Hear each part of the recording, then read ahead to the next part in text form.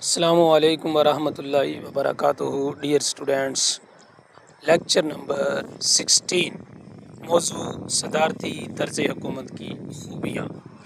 Dear students, پچھلے lecture میں ہم نے شروع کیا ہے کہ واٹ از پریزیڈنشل گورنمنٹ، صدارتی طرز حکومت کون سی ہوتی ہے۔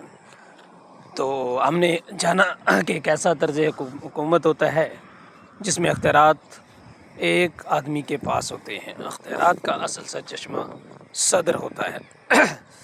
اور پچھلے لیکچر کے اندر ہم نے صدارتی طرز حکومت کا مفہوم جانا، صدارتی طرز حکومت کیا ہوتا ہے، اس کی اہمیت کیا ہوتی ہے، کن ممالک میں صدارتی حکومت قائم ہے، اور اس کی خصوصیات وغیرہ ہم نے پچھلے لیکچر کے اندر ڈسکس کی تھی۔ تو آج کے لیکچر میں ہم پڑھیں گے کہ صدارتی طرز حکومت کی خوبیاں کیا ہیں۔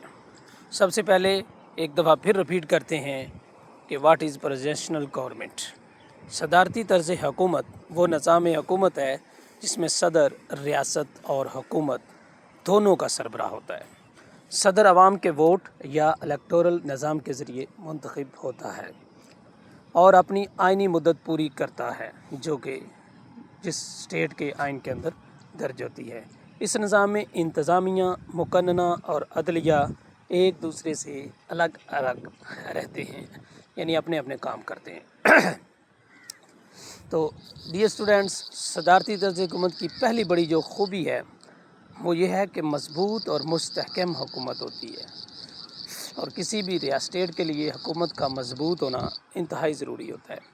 یعنی صدر ایک مقررہ مدت کے لیے منتخب ہوتا ہے، اس لیے حکومت آسانی سے ختم نہیں ہوتی اور سیاسی استحکام قائم رہتا ہے۔ بار بار حکومت کی تبدیلی سے بچاؤ ہوتا ہے اور ریاستی معاملات تسلسل سے چلتے ہیں۔ صاف ظاہر ہے، ایک حکومت ہوگی، اپنا ٹینور مکمل کرے گی، اپنی مدت پوری کرے گی، تو پالیسی سٹرونگ بنے گی، لمبی پالیسی بنے گی، پالیسی میں تسلسل ہوگا، اور ریاست کے لیے یہ ایک اچھا سائن ہوتا ہے، ریاست اس سے اوپر جاتی ہے۔ تو یہ ایک گڈ پوائنٹ ہے، یہ اور صدارتی طرز حکومت میں ایسا ہو پاتا ہے۔ سیکنڈ ون، فوری فیصلے کرنے کی صلاحیت۔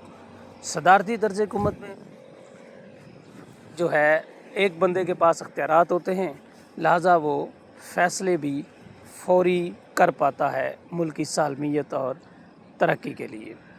صدر کو انتظامی اختیارات حاصل ہوتے ہیں، اس لیے ہنگامی حالات میں بھی جلد اور مؤثر فیصلے کیے جا سکتے ہیں۔ تو یہ دوسرا بڑا بینیفٹ ہوتا ہے صدارتی طرز حکومت کا۔ نمبر 3، اختیارات کی تقسیم۔ اس نظام میں مقننہ، انتظامیہ اور عدلیہ الگ الگ کام کرتی ہیں، جس سے طاقت کا ناجائز استعمال بہت کم ہو جاتا ہے۔ ہر ادارہ حکومت کا اگر اپنا اپنا کام کرے اور ایمانداری سے کرے تو ریاست ترقی کی راہ پر گامزن ہوتی ہے۔ پارلیمانی نظام میں یہاں پہ تھوڑی پرابلم کریٹ ہوتی ہے، البتہ اس صدارتی نظام کے اندر یہ تینوں اپنا الگ الگ کام کرتے ہیں، تو یہ ریاست کے لیے یہ ایک اچھا سائن ہوتا ہے۔ نمبر 4، مؤثر قیادت۔ پورے ملک کی قیادت ایک منتخب صدر کے ہاتھ میں ہوتی ہے، جس سے قومی پالیسی میں یکسانیت پیدا ہوتی ہے۔ حکومت بیساکھیوں پر نہیں ہوتی، کئی لوگوں کی ملکیت نہیں ہوتی، بلیک میلنگ نہیں ہوتی، تو یہ بھی ریاست کے لیے ایک اچھا سائن ہوتا ہے۔ نمبر 5، سیاسی استحکام۔ پارلیمانی نظام میں ہم نے دیکھا کہ سیاسی عدم استحکام چلتا ہے، مختلف پارٹیاں ہوتی ہیں، بلیک میلنگ ہوتی ہے، حکومت کسی بھی وقت گرائی جا سکتی ہے، عدم استحکام ہوتا ہے، عدم تحریک چل سکتی ہے۔ لیکن صدارتی نظام حکومت میں سیاسی استحکام رہتا ہے، کیونکہ صدر اپنی آئینی مدت پوری کرتا ہے، اس لیے عدم اعتماد کی تحریکوں سے حکومت متاثر نہیں ہوتی۔ تو یہ پانچواں بڑا فائدہ ہوتا ہے صدارتی طرز حکومت کا۔ نمبر 6، میرٹ کی بنیاد پر تقرریاں۔ کیونکہ اتنے زیادہ لوگ نہیں ہوتے اختیار میں کہ وہ اپنے اپنے حلقوں میں اپنے اپنے لوگوں کو نوکریاں بانٹیں، لہٰذا صدر کے پاس اپرچونٹی ہوتی ہے میرٹ کی۔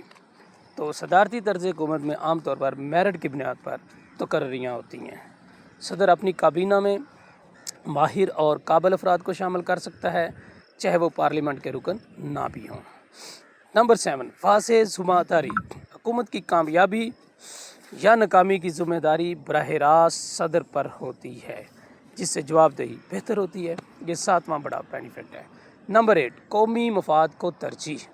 सदर पूरे मुल्क का नुमाइंदा होता है, किसी एक रियासत या इकाई का नहीं, इसलिए वो कौमी मफाद में फ़ैसले करने की कोशिश करता है।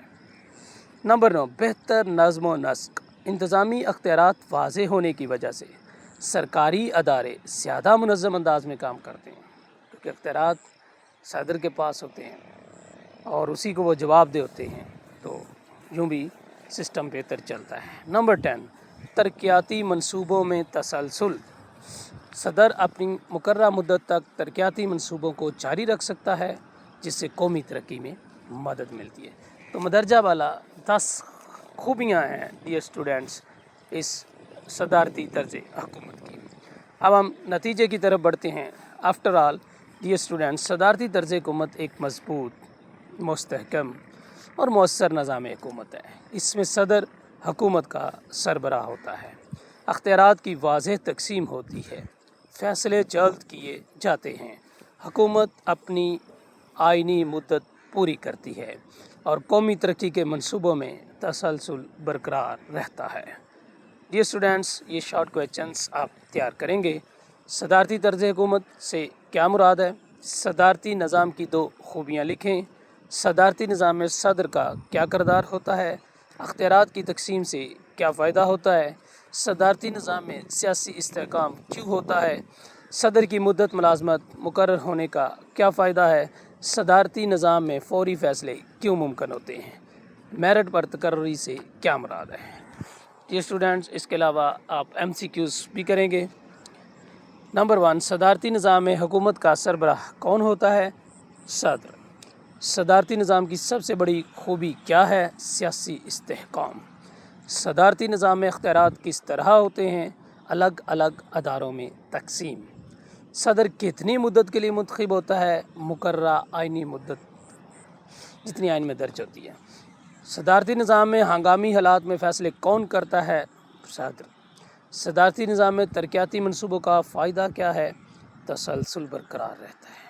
सदारती निज़ाम में जवाबदेही किसकी ज़्यादा होती है? सदर की। सदारती निज़ाम में कबीना का इंतखाब कौन करता है? सदर ही करता है। तो डियर स्टूडेंट्स, ये थे आपके MCQs जिनको आप बेहतरीन तरीके से तैयार करेंगे। डियर स्टूडेंट्स, ये था हमारा आज का लेक्चर नंबर 16, सदारती तर्ज हुकूमत की खूबियों। नेक्स्ट लेक्चर होगा हमारा सदारती तर्ज हुकूमत की खामियों पर मुश्तमिल। तब तक के लिए अपना ख्याल रखिए और मज़ीद मालूमात के लिए आप कॉन्टैक्ट नंबर्स पर कर सकते हैं।